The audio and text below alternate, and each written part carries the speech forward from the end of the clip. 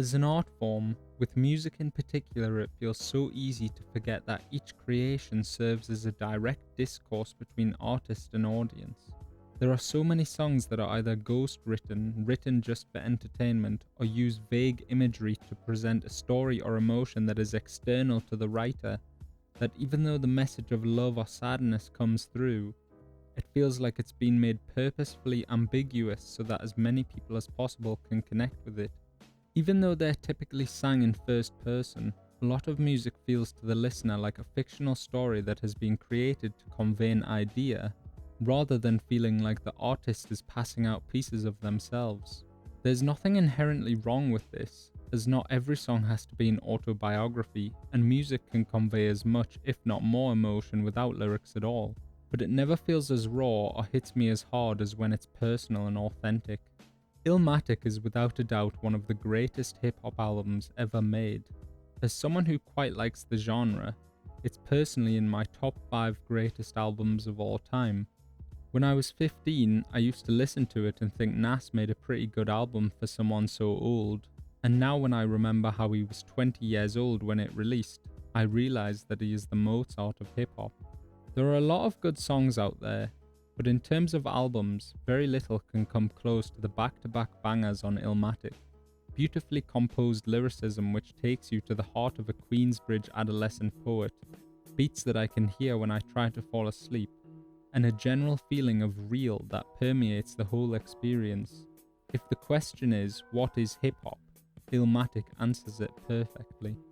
Even though I've listened to it so many times that I can proudly state that I can recite every magnificent line without ever having looked up the lyrics, it turns out I was still too blind to see that this 19-year-old from Queens was pouring his heart out to me directly, through all the years and miles that separated us, to tell me what it's like to live his life in his bedroom. I could hear the lyrics and understand the message, but it felt more like it was a group of stories about a place he grew up in, rather than things he'd actually experienced. That is, until I saw him live. Hip-hop can be wonderfully positive music that inspires hope in millions of the forgotten and downtrodden in society. It can help us question ourselves or society as a whole, or it can talk endlessly about using women, drugs, and guns. Braggadocio has always been part of hip-hop, but the outright lies that make up the lyrics of some of the most popular songs are laughable. It's been addressed many times by many different artists, but if these rappers were shooting as many people as they said, they'd be dead or in jail a long time ago. And so the entire genre, especially at its more popular end, takes on this air of inauthenticity, and it's so easy to feel like every song is just made up to sell records. I saw Nas perform the entirety of Illmatic in 2015 at Parklife Music Festival, and it opened my eyes to how desensitized I'd been this whole time. Whether it was because of the medium of music or the fakeness of hip-hop as a whole, it's like I'd never paid any attention to the lyrics at all, like they were written and spoken by a character on a TV screen and not a living, breathing person. I suddenly realized I couldn't rap along to the words, because what I'd memorized is essentially a collection of sounds in my head. Nas knew as the author and poet, and could change the timing and inflection of each word and still fit the song perfectly. The subtle difference made it feel as if I'd heard each lyric for the first time, and even though it sounded gloriously familiar, the words resonated through me like I was finally listening to the 19-year-old talk to me after hearing him for all those years. The routines and metaphors and experiences detailed flew past me at a blinding speed, but my brain was so engaged with the music and the clarity of his live vocals that I understood each perfectly. I could see him sitting at home drinking and watching Gandhi for inspiration. Like I'm drinking champagne watching the guy who was totally against what the champagne represents in a way, right? Capitalism, imperialism, right? I'd be thinking about some shit, man. I could feel the weirdness of the pen in his hand against his fingers still warm from smoking a blunt, but it went one step further.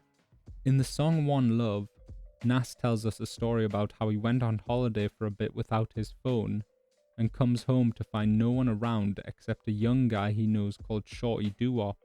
The 12-year-old is sitting on a bench where he sells crack, and is currently worried he's about to get killed after missing his shot on someone he was meant to hit.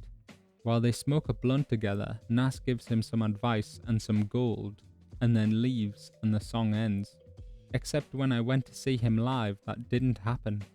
When I saw Nas perform One Love live that day, right at the end of the song, while he was describing getting up to leave doo-wop, he got choked up and couldn't finish. He apologized to the crowd and said something along the lines of, "Some pains never go away," but I'd already been hit like a train. The realization that Nas as a real person had written about a real experience he'd had with one of his young acquaintances, a 12-year-old crack dealer who was currently wearing a bulletproof vest. The realization that Shorty Doo-Wop is a real person and has almost certainly passed away since the song was written. It moved me to tears in the middle of that audience of screaming people, and I'll never forget it. Thank you for watching. One love.